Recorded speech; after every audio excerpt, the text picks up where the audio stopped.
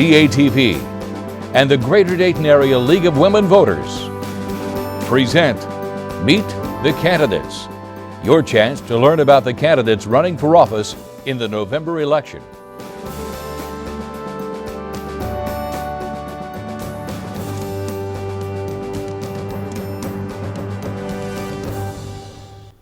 Hello, I'm Patty Skilkin. I'm president of the League of Women Voters of the Greater Dayton Area. And I'm here today talking to the candidates for the Dayton School Board. We have 4 candidates running for 3 positions. We're going to start out by letting each candidate have 2 minutes to speak to the voters, to give you a little bit of information about themselves. We are going to start with John McManus. Thank you so much, Patty. And thank you to everybody watching in Dayton and the surrounding communities. My name is John McManus. I'm a candidate for a seat on the Dayton Board of Education. I'm running because I feel that the Dayton Public School District can do better. I'm in law school now. Prior to law school, I spent about 7 or 8 years in government service where I did human resources, public sector, administrative policies, practices, and procedures. I did regulations, compliance, legislative affairs, regulatory affairs, and media affairs. I've given my whole life to government. I have a passion for it, and I want to see it work well. Right now, the Dayton Public School District is in crisis. There's no other way to put it. The Dayton Public School District is at the bottom 5% of all school districts in the entire state of Ohio. And as we've seen on local media coverage, we are on the knife's edge of a hostile takeover by state government. State government has given the Dayton School Board 15 recommendations, 15 reasons why they feel that a takeover might be appropriate in 2018 if things are not improved. About 11 or 12 of the 15 recommendations are directly correlated to the administrative shortcomings of the district. So why I'm running for the Dayton Public School Board is because I feel that I'm uniquely qualified.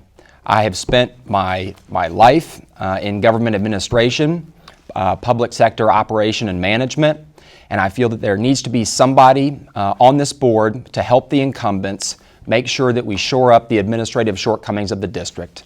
There's no time to waste. If we don't do it by 2018, the state will take over and Dayton will lose its right to local control. And that won't be good for any of us. And again, my name is John McManus. I'd be honored to earn your vote.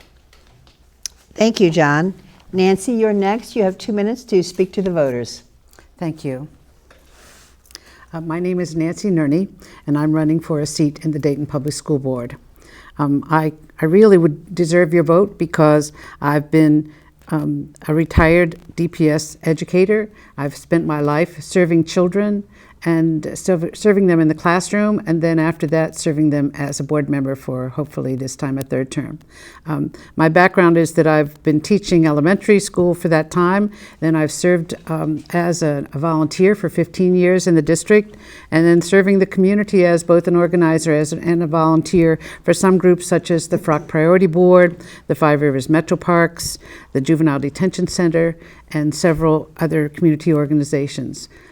During that time, I've always felt that my love for children motivated me to use the skills that I have for continuing encouraging their performance, and I hope to continue to do that. I do believe that the ODE's Distress Commission ordinance or audit is something that the board should pay attention to. We have, jointly with the superintendent, put together a plan that would continue evaluating the very items of the audit, and including improving the care of the teachers and improving their professional development, and having a strong plan to commit special resources to the 10 low-performing schools in our district. Things such as wraparound health services and special reading teachers, working with the 3rd graders and below. Those particular points are the things that we're doing to address the audit in the future. I believe in the children of the district. I'm committed to them for the long term, and I appreciate your vote. Nancy Nerney, Dayton Public Schools Board. Thank you. Thank you, Nancy. Next, we have Sheila Taylor. Sheila, you have 2 minutes to talk to the voters. Hi, thank you. I'm Sheila Taylor, and I'm running for my third term on the school board for Dayton Public Schools. The reason why I'm running is because I feel that we need some major changes in the city of Dayton and within the district of our for the school district. When I first came on board, the district was in a disaster. It was very disorganized. There was very little accountability. That has changed and we've improved it, but not near to the point that it needs to be improved. We have a real lack of accountability on the board. I feel that the current board is way too soft. They do not demand accountability. There has been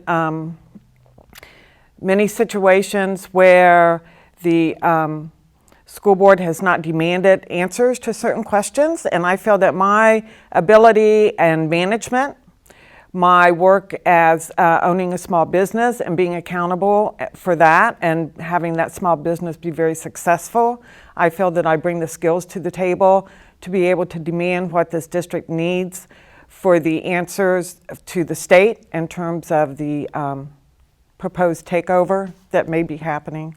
So I feel that we need to make sure that we stay on our goals, that we make the administration accountable for what they're supposed to do.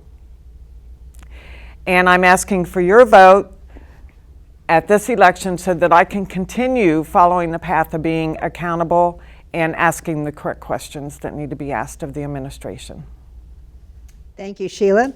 And last but certainly not least, Robert Walker, you have 2 minutes to speak to the voters. Thank you. First, I want to thank the League of Women Voters of the Greater Dayton area for this opportunity to share with you who I am and why I'm running for the Dayton School Board. I've had the privilege to serve as the Executive Director of Western Community Center for 38 years, and I retired in June 2011. After that, I was elected to the Dayton School Board for a 4-year term from January 2012 through 2015. And I'm seeking re-election because I come as a community servant with over 40 years of engagement, additional to my work with Wesley Community Center.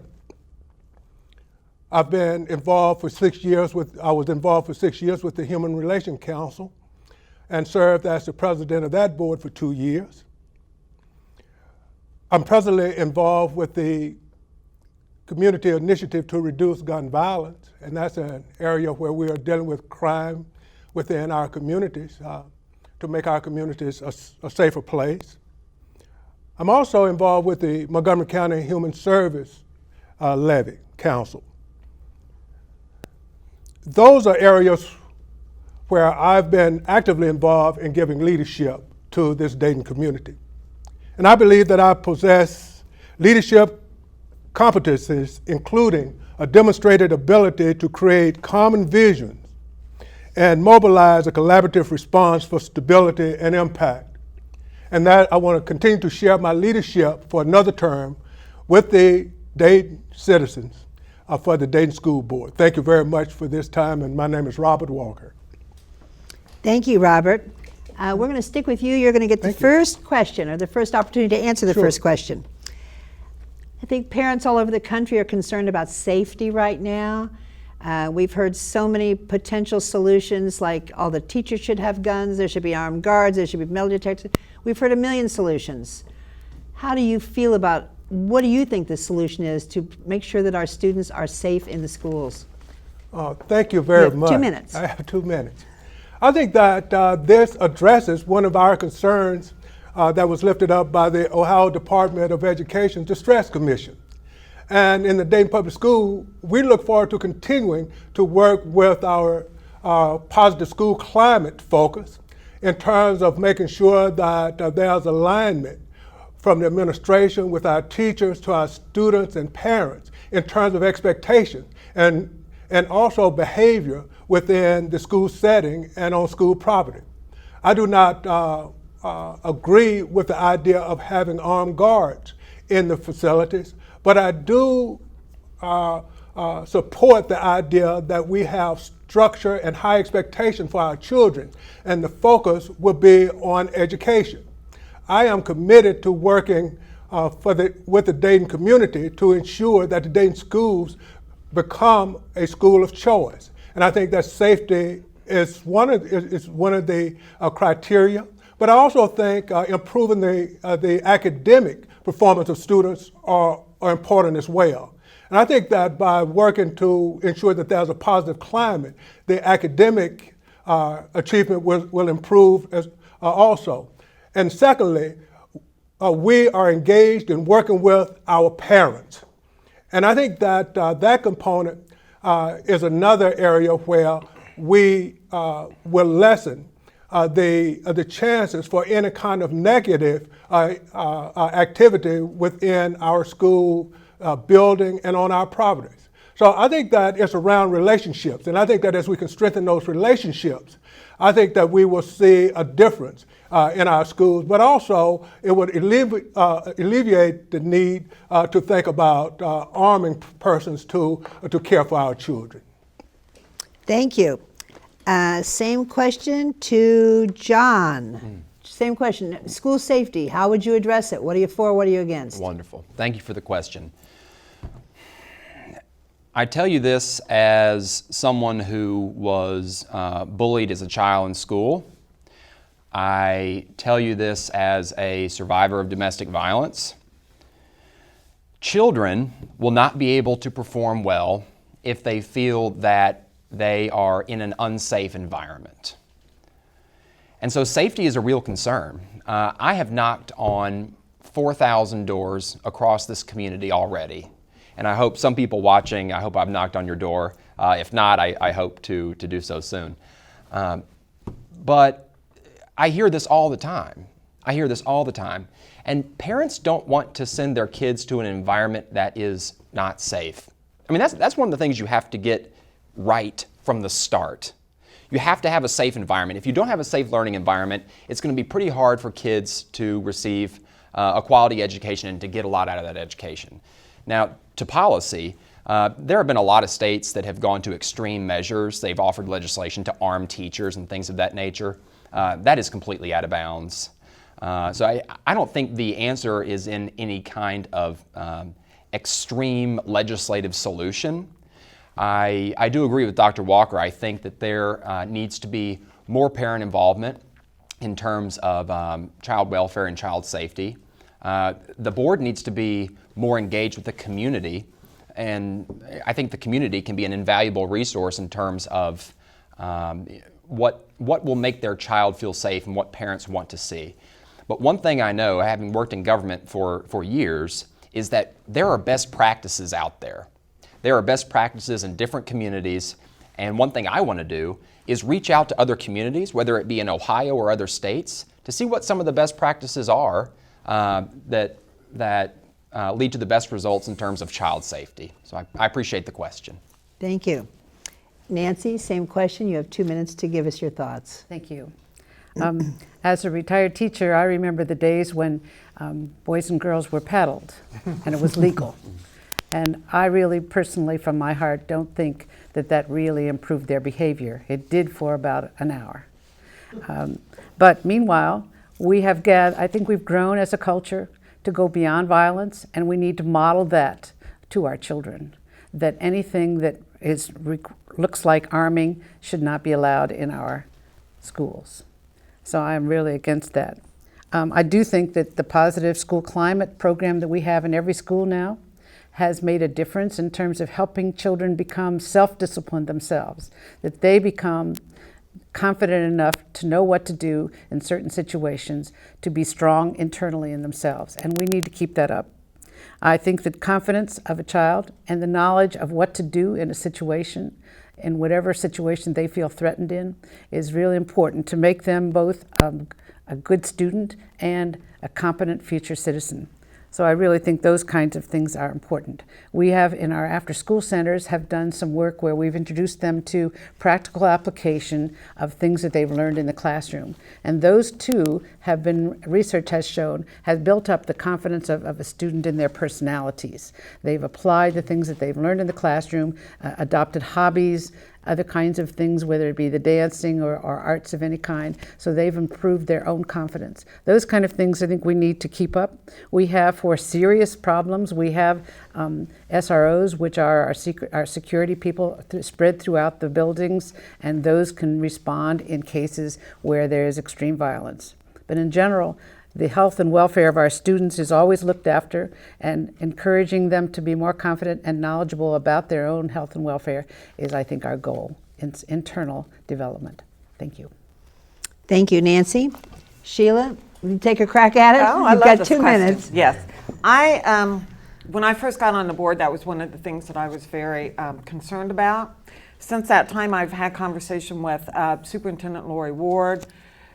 As a result, we have now changed that whole security department.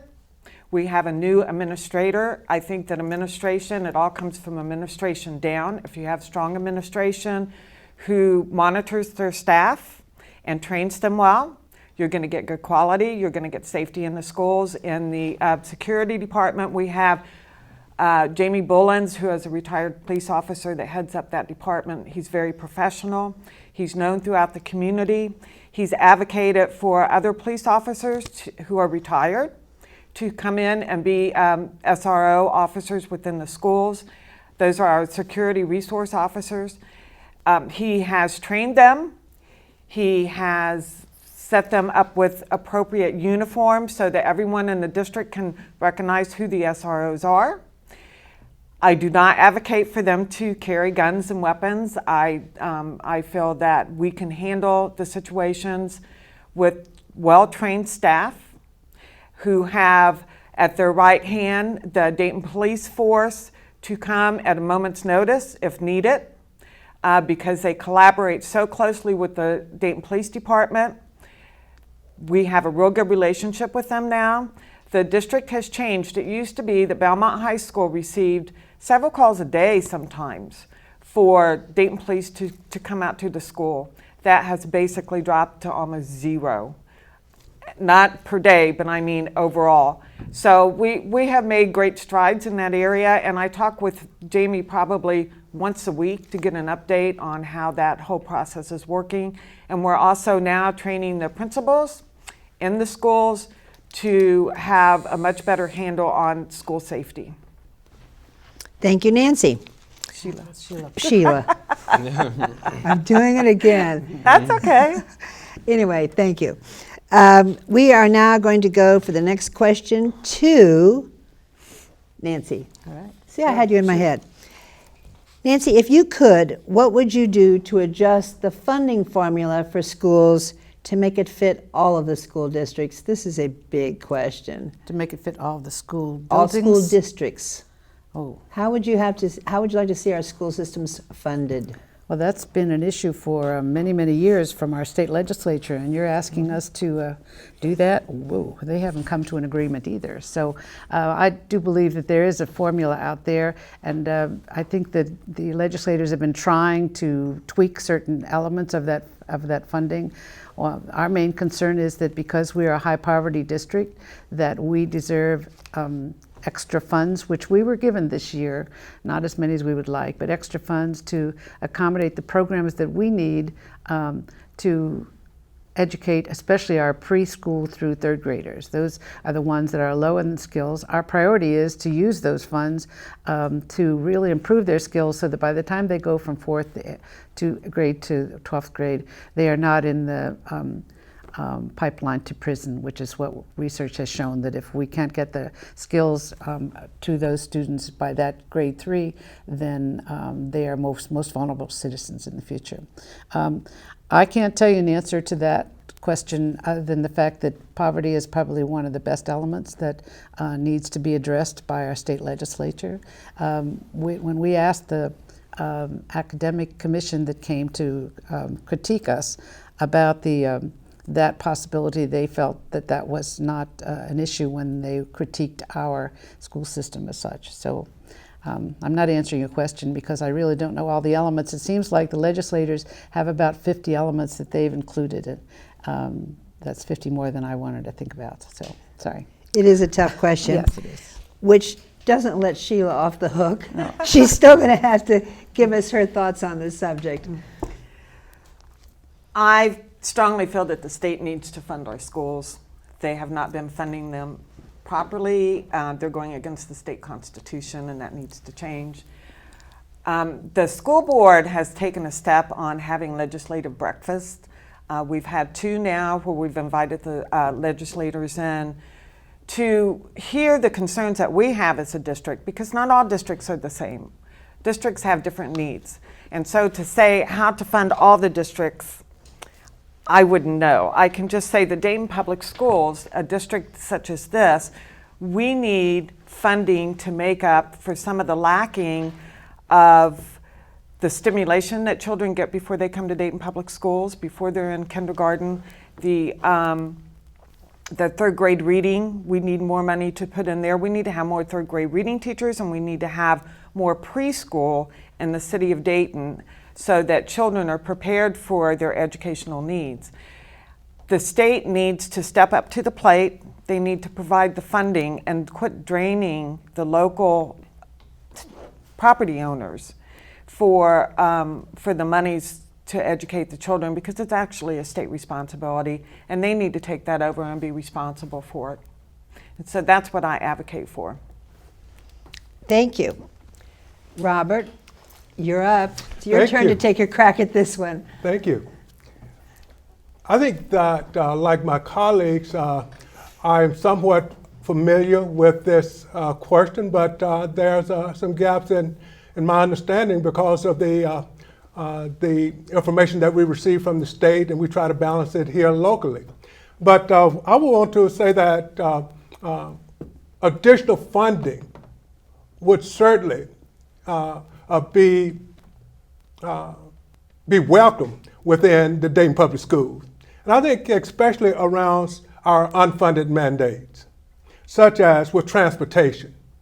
When we look at our transportation budget, we have a mandate to provide transportation, but only about 40% of that funding come from the state and federal sources. Also, with our care for exceptional children, not only those who have some form of a challenge, those who are marginalized, but also our gifted program. Because I think that that's an area in the district that with additional resources that we could really highlight some of the jewels or the gems that we have in our district that right now, I don't think that they're getting the kind of support that they really need to fully achieve. And also, I think we could be helped around the area of early childhood education. I think that the early childhood education is a place where we can really begin to address and close the achievement gaps by having youngsters prepared to go into kindergarten. And I think another area that my colleague Nancy Nerney mentioned around poverty, our work around neighborhood schools to provide before and after school care. I think that those are some areas additional funding would really help us with. And thank you for the question. Thank you. And John, it's your turn. Thank you for Same the question. This is a great question. I'll try and stay under 2 minutes, but I have a lot of experience with public sector budgets. So one thing that's important to understand is, number one, where all the money from Dayton Public Schools comes from. About 55% of the budget of Dayton Public Schools is made up of state resources, state appropriations. I think it was about 35% local, so tax revenue, and I think it was the remaining 15% was federal. So what does that say? A majority, of course, like my fellow panelists up here have said, that's money that's directly handed down from other governments, not necessarily tax revenue. So you need to have somebody on the board who has experience in going before legislatures asking for money. You know, one thing I did in a previous life is represent government agencies before General Assemblies. And part of that job was making sure that my agency was funded at a capacity that it could run effectively and efficiently to provide government services for the taxpayers. Sometimes that meant making sure we got $10 or $11 million. I tell you, it's not easy, but if you know what you're doing, you can make sure that your government entity is being adequately funded. I'll tell you this with regards to tax increases. I started a little charity for the elderly and people with disabilities a number of years ago. That's a big passion of mine. I have knocked on so many doors and I have spoken with so many people, especially people on fixed incomes, the elderly and people with disabilities who just can't afford another tax increase. So, I myself, I vote for tax increases. I voted for the Human Services. I'll vote for Sinclair. I'd vote for a levy for our public schools. But there are some people who can't do that. So I think it's incumbent upon the members of the board to look at alternative funding mechanisms and look for new resources and new pools of money. We've got to go to the federal government. We've got to go to state government and say, please don't forget about Dayton. But not just that, here's why you should invest in us and show some good things that are going on and make sure that these entities know that when they give us those precious dollars, we will spend them effectively and efficiently. Thank you very much. Okay, we are going to start with Sheila this time. Sheila, how do you feel about year-round schools? That's kind of a tough question. There's two sides to that. One side is that the majority of the students in our district are from are low-income poverty students. There's not very much in the city of Dayton for a lot of these students to do during the summer. So in some ways, a year-round school would give them shorter breaks in between their class time and also provide them with education throughout the year. Therefore, they would not forget what they were learning and have to start over in some areas. So I think that in some ways, year-round school would benefit these students and allow them to stay on task with where their learning is and to progress in a good, quick manner instead of losing what they had. On the other hand, as a parent, when I was a parent, I didn't like the idea of year-round school, but then I also had the opportunity to take my daughter to different events in the community and to do things with her. And she was younger, and there were a lot of experiences offered in the city of Dayton for young children at that time. So I would like to see more data on that. I kind of think the educational community has gotten away from that year-round somewhat. But yeah, I do support the fact, and if not year-round school, I highly support summer programming for students and after-school programming for students. Thank you, Sheila. Robert, you want to take a crack at it? Year-round school, what are your thoughts? Yes. I fully support year-round learning. The method may not be that of where children sit in the classroom for 12 months out of the year. What I would certainly advocate for is that whatever type of educational system that we have in place, that there will be opportunities for continued learning and enrichment during those breaks where students are not in the classroom, so that there will not be that academic decline once they return to the classroom. I think of what our partnering with United Way and the city of Dayton around freedom schools. That data is showing a radical increase in the students' academic ability, to stabilize youngsters during the summer, so that they would start the school year proficient in those areas when school opened. And so I strongly support that. And I also strongly support those models, both before and after school models, where children are being enriched. And it goes beyond income, because I think that enrichment comes in various forms, but learning is taking place. I also support the idea that our collaboration with the city of Dayton through their through their City of Learners initiatives, where there are where there's mentoring programs where children are assigned mentors to assist them with growing up. Thank you for the question. Thank you, Robert. John, your turn, year-round schools. Thank you for the question. Great question. You have a lot of different groups of people who have very differing opinions on this. But I want to speak at it from a personal level. Yeah, I've been working since I was 15 years old. My parents always said that that was a requirement. There's no ifs, ands, or buts about it. You have to know the value of a dollar. Now get out there and find a job. And I wouldn't have had the opportunity to do that necessarily had school been going year-round. And working as a very young man, as a teenager, taught me so much about life and about personal responsibility and about how to budget your money, about how to respect people that you work for, about how to provide services that for people who come in spending their precious dollars in your place of employment. So I like what Dr. Walker said about year-long learning. And I think part of year-long learning includes life skills that you learn both in the classroom and out of the classroom. So I would love to see our schools turn into places where the community could have greater involvement, whether it was in or out of regular classroom hours, places where they were showing movies, places where they had tutors, places where you could teach kids how to play chess, different things like this, and so the community could come around to our school facilities.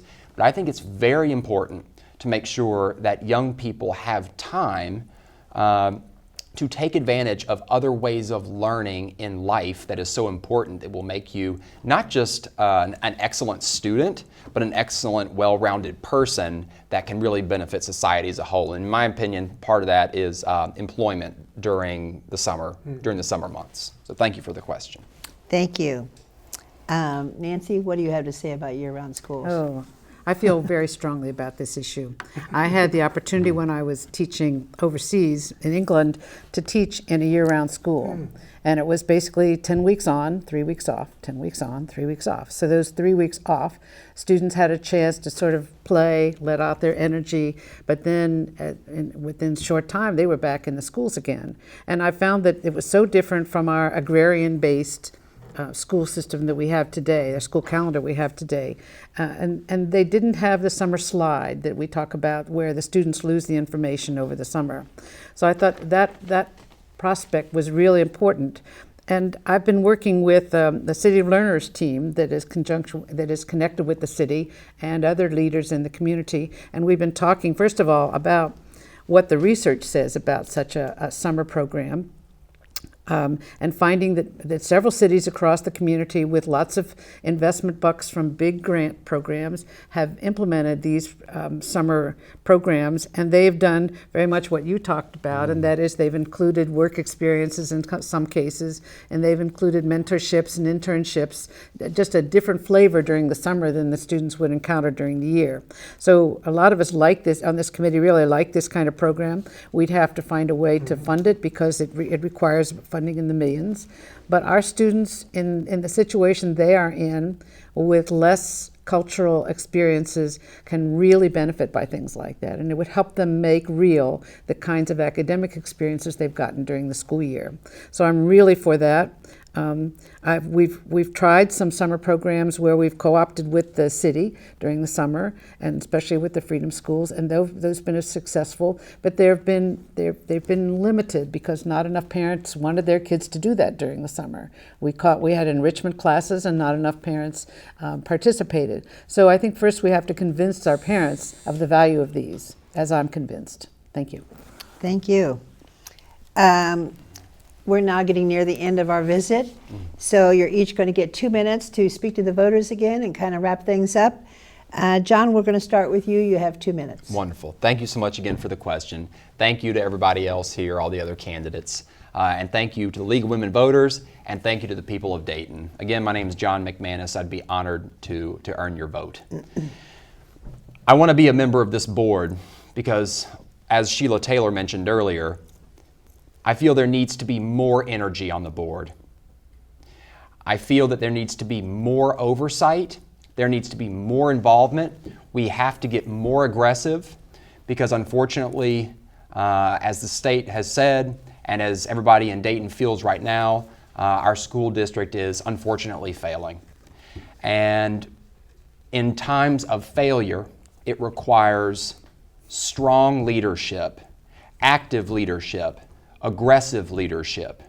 We can't just sit by and expect to do the same exact things over and over, because if we do that in 2018, the state will take us over and there won't even be a Dayton School Board anymore. So why not take this time to implement bold actions to make sure that Dayton maintains its right to control its local schools? I think there are plenty of folks on the board who really want to roll their sleeves up and work hard. I think they need somebody on there to give them a little push, who has some energy and who's ready to roll their sleeves up and be aggressive in leadership. And I've spent my life in government service. This is something I know very, very well. But I also have the passion that's needed right now. So that being said, again, I'm John McManus. I'd be honored to earn your vote. I hope I've knocked on your door. If I haven't, please visit my website. It has my personal cell phone number, my personal address, and my personal email address. I invite you to get in touch with me anytime. Thank you very much. Thank you, John. Nancy, you have 2 minutes. Thank you. I want to thank all the viewers who have spent this time listening. I hope we've given you things that will help you decide which of us is the better candidates. I do have faith that the program that the board has put together and that the superintendent has put together to answer the needs expressed by the Distress Commission. I have faith in that, and I do believe that with fidelity and with firmness for accountability, we can make sure that with those changes, our district will improve its performance and will improve the performance of the children, because that's why we're really here. The new reading program, which has been introduced to the teachers this year, and they've gone through heavy training to understand that, has been introduced with fidelity across the board with no other reading programs included, just this one, because that's the one we're zooming in on. And it has lots of resources for classroom teachers and for parent involvement. So we hope that those changes integrated into our community, into the fiber of the district, will make the world of difference and will improve our performance. All those kinds of things I have been echoing during today. I hope you think about those things, and I think I deserve your vote. Nancy Nerney for school board. Thank you. Thank you, Nancy. Sheila, your turn. Thank you very much to the League of Women Voters. Also to those who watched. We appreciate you taking the interest in education in Dayton Public Schools. I feel very strongly that we need to hold the folks accountable that run the school district. I agree with John McManus that it takes a strong leadership with the board. They should be the leaders in the district, not the followers. We are the ones that should get into the district, find out what happens in the district, talk to the security resource officer and find out how is he training his people, not just rely on reports from the superintendent in terms of what's happening in the school districts. But I think that we do need to go out there, talk to parents, talk to staff, find out what's going on. No, it's not my job to go in and tell them what to do, but it is my job to find out what they are doing. I feel that the plan that we have, we need to stick with, which is kindergarten readiness, having children prepared for kindergarten.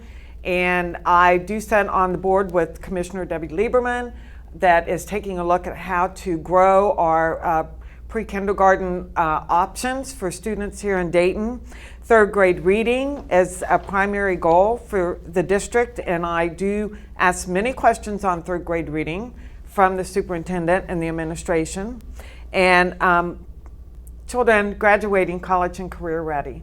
So I hope that I've expressed to you my reasons for running for a third term as accountability, So please vote for me, Sheila Taylor. Thank you. Thank you. And Robert, you're Thank up. 2 you. minutes. Thanks again to the League of Women Voters for this rich opportunity to share. I come with over 40 years of proven leadership in this community. My leadership ability has been supported by my colleagues on the board. I'm in my 4th year as a board member, my first term. And after my 2nd year on the board, my colleagues asked me to serve as vice president of the board. And for the last 2 years, I've had the privilege of serving as the president of the board. It's been a challenging and exciting time for me. But with the Ohio Department of Education's Distress Commission's report or recommendations, I'm excited because Dayton Public Schools has faced challenges before in 1978 with the busing issue, with the past levy in 2007. And there's been people who've garnered the courage and the leadership to move the district forward. I believe that with our plan that we have in place, we will continue to move this district forward. I wish that I could say that I am discouraged by the recommendations. I am not. I'm encouraged by those recommendations because what I've seen, those recommendations have drawn us together as a board to think more collaboratively about what we will do to move this district forward. My name is Robert C. Walker. I'm looking for your continued support for a 2nd term. And I have colleagues on this board who have more terms than I, and I'll continue to serve you. Thank you much. Thank you, Robert, and thank you, everybody. We've been having a conversation with candidates for the Dayton School Board. There are 3 positions open, and everybody here wants one of them. I want to remind you all to vote November 3rd. Do not ignore voting. It's a privilege, it's a right, and it's a duty. November 3rd is voting day. A couple of weeks before that, the League of Women Voters will be having a hotline. We can answer questions about your polling place, identification, just about anything you need to know, we know, and we're happy to share it with you. Our number is 228-4041, 228-4041. If you want to check out our website, it's lwvdayton.org. And last but not least, keep your eye open for a copy of our voter's guide, which will be available in libraries and a gazillion other places starting the week of October 5th, I believe. Thank you very much for being with us, and goodbye.